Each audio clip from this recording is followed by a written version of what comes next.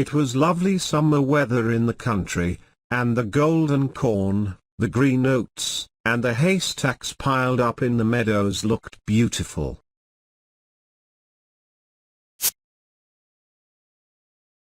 The stork walking about on his long red legs chattered in the Egyptian language, which he had learned from his mother. The cornfields and meadows were surrounded by large forests, in the midst of which were deep pools.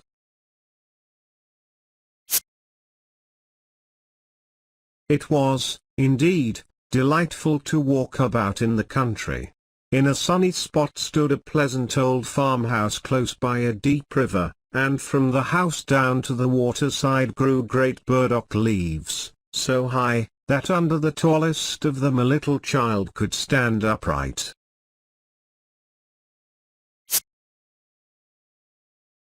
The spot was as wild as the center of a thick wood. In this snug retreat sat a duck on her nest, watching for her young brood to hatch. She was beginning to get tired of her task, for the little ones were a long time coming out of their shells, and she seldom had any visitors. The other ducks liked much better to swim about in the river than to climb the slippery banks, and sit under a burdock leaf, to have a gossip with her.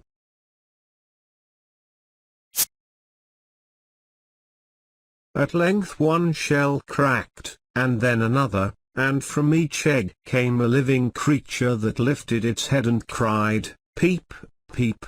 "Quack, quack," said the mother, and then they all quacked as well as they could, and looked about them on every side at the large green leaves.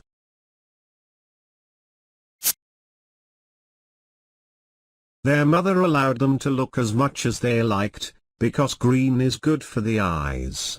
"How large the world is," said the young ducks, when they found how much more room they now had than while they were inside the eggshell.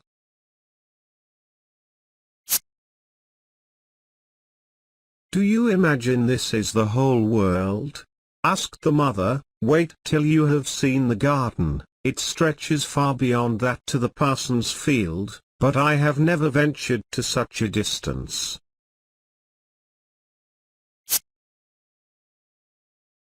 "Are you all out?"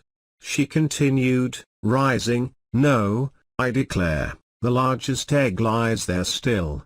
I wonder how long this is to last. I am quite tired of it," and she seated herself again on the nest.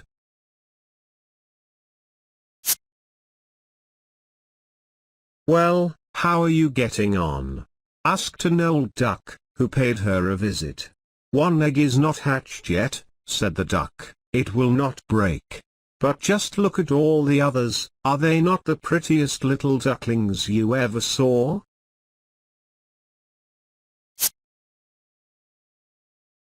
"They are the image of their father, who is so unkind, he never comes to see."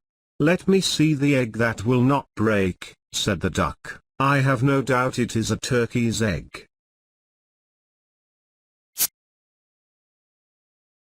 "I was persuaded to hatch some once, and after all my care and trouble with the young ones, they were afraid of the water.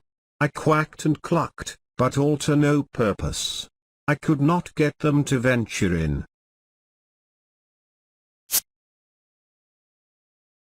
"Let me look at the egg. Yes, that is a turkey's egg. Take my advice, leave it where it is and teach the other children to swim." "I think I will sit on it a little while longer," said the duck. "As I have sat so long already, a few days will be nothing."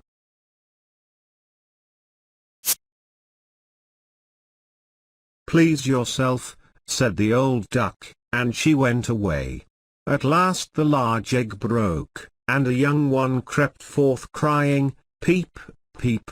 It was very large and ugly.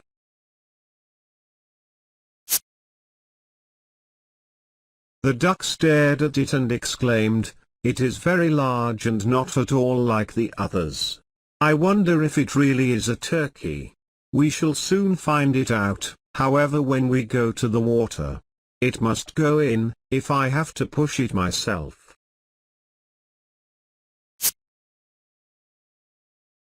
On the next day the weather was delightful, and the sun shone brightly on the green burdock leaves, so the mother duck took her young brood down to the water, and jumped in with a splash.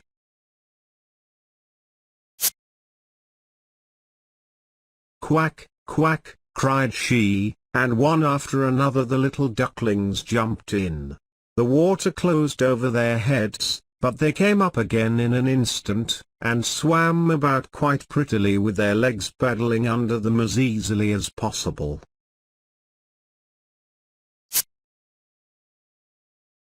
And the ugly duckling was also in the water swimming with them. "Oh," said the mother, "that is not a turkey, how well he uses his legs, and how upright he holds himself. He is my own child, and he is not so very ugly after all if you look at him properly."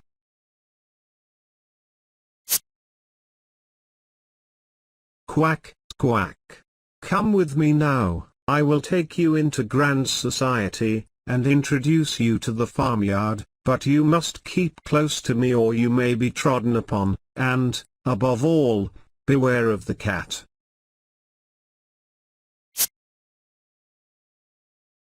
When they reached the farmyard, there was a great disturbance. Two families were fighting for an eel's head, which, after all, was carried off by the cat.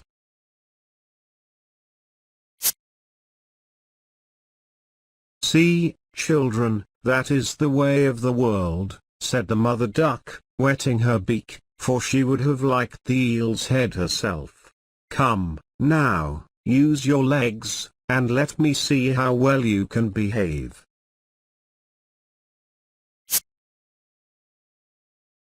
"You must bow your heads prettily to that old duck yonder, she is the highest born of them all, and has Spanish blood, therefore, she is well off."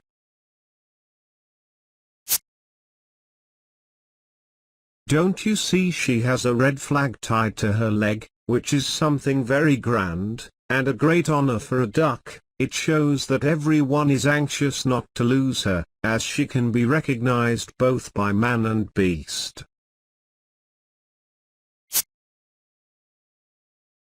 "Come, now, don't turn your toes. A well-bred duckling spreads his feet wide apart, just like his father and mother, in this way. Now bend your neck, and say quack."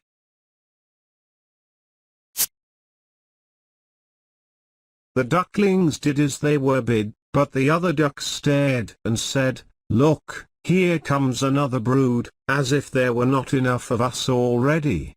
And what a queer-looking object one of them is, we don't want him here," and then one flew out and bit him in the neck.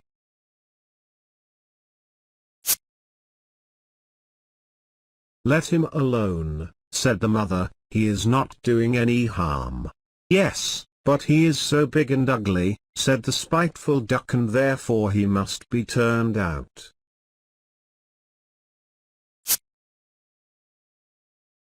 "The others are very pretty children," said the old duck, with the rag on her leg, "all but that one. I wish his mother could improve him a little."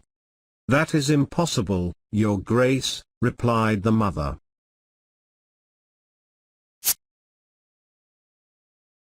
"He is not pretty, but he has a very good disposition, and swims as well or even better than the others. I think he will grow up pretty, and perhaps be smaller. He has remained too long in the egg, and therefore his figure is not properly formed."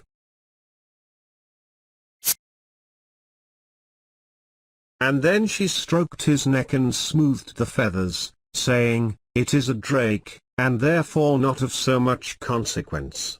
I think he will grow up strong, and able to take care of himself."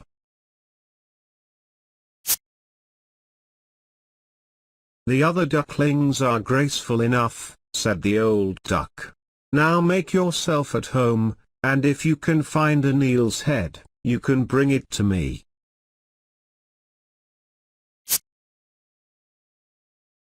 and so they made themselves comfortable, but the poor duckling, who had crept out of his shell last of all, and looked so ugly, was bitten and pushed and made fun of, not only by the ducks, but by all the poultry.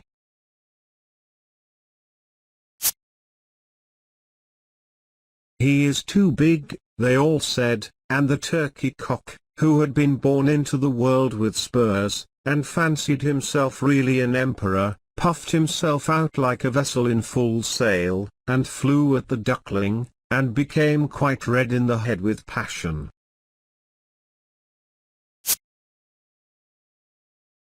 So that the poor little thing did not know where to go, and was quite miserable because he was so ugly and laughed at by the whole farmyard. So it went on from day to day till it got worse and worse.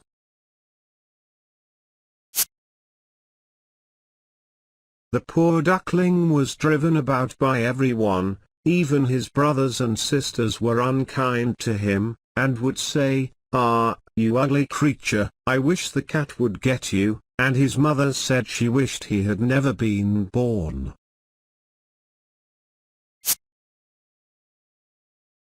The ducks pecked him, the chickens beat him, and the girl who fed the poultry kicked him with her feet. So at last he ran away, frightening the little birds in the hedge as he flew over the palings.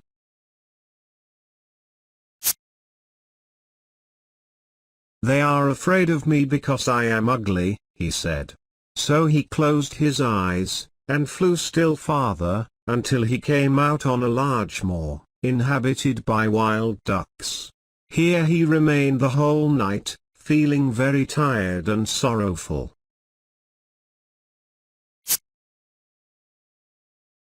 In the morning, when the wild ducks rose in the air, they stared at their new comrade.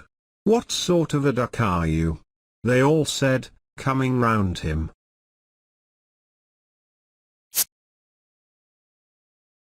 He bowed to them, and was as polite as he could be, but he did not reply to their question.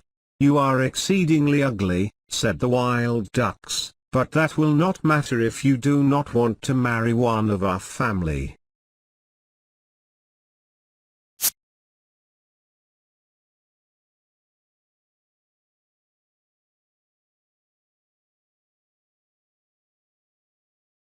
Poor thing!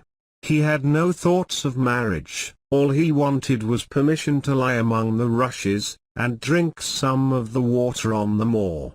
After he had been on the moor 2 days, there came 2 wild geese, or rather goslings, for they had not been out of the egg long, and were very saucy.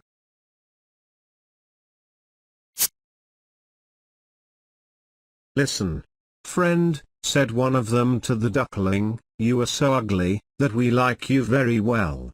Will you go with us, and become a bird of passage? Not far from here is another moor, in which there are some pretty wild geese, all unmarried.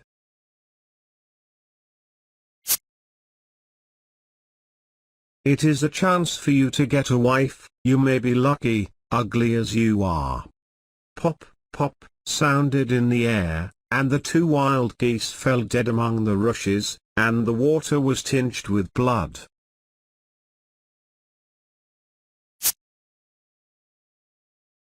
Pop, pop, echoed far and wide in the distance, and whole flocks of wild geese rose up from the rushes. The sound continued from every direction, for the sportsmen surrounded the moor, and some were even seated on branches of trees, overlooking the rushes.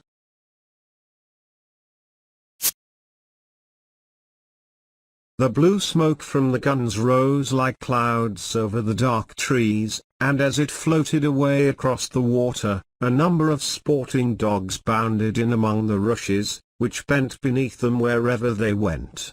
How they terrified the poor duckling!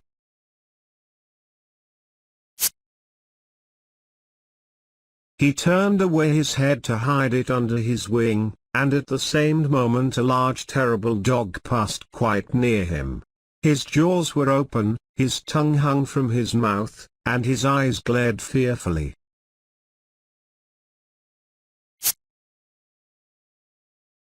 He thrust his nose close to the duckling, showing his sharp teeth, and then, splash, splash, he went into the water without touching him. "Oh," sighed the duckling, "how thankful I am for being so ugly, even a dog will not bite me."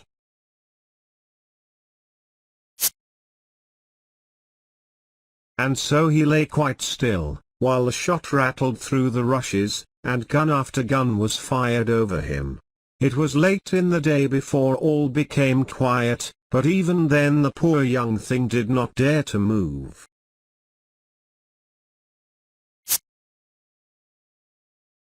He waited quietly for several hours, and then, after looking carefully around him, hastened away from the moor as fast as he could.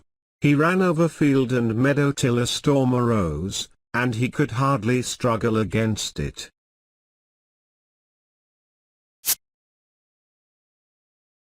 Towards evening, he reached a poor little cottage that seemed ready to fall, and only remained standing because it could not decide on which side to fall first. The storm continued so violent, that the duckling could go no farther.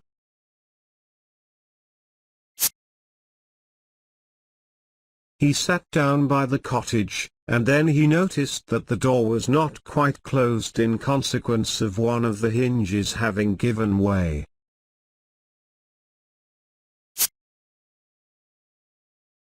There was therefore a narrow opening near the bottom large enough for him to slip through, which he did very quietly, and got a shelter for the night.